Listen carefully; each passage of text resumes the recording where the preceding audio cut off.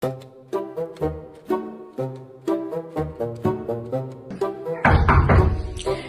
gre?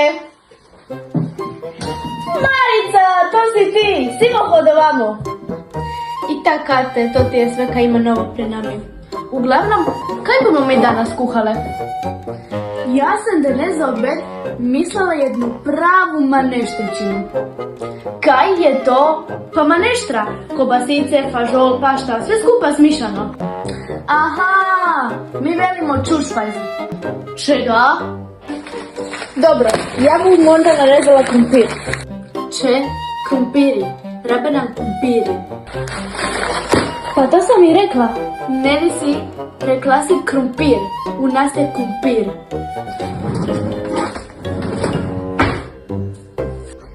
Čo delaš s kapulom? S čim? Misliš sa lukom? Da, kako god ti rečeš. Gde je šeflja da izemem? Čo ti je topek sad? Joj, Kate, bum još sama poiskala.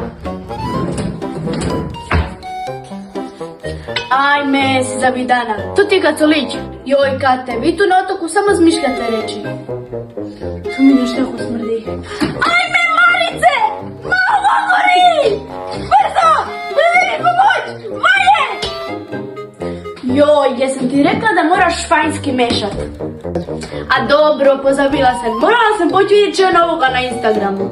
Kaj bomo sad? Nekaj nam ne ide. A če sad, naručit ćemo picu? To te raznam.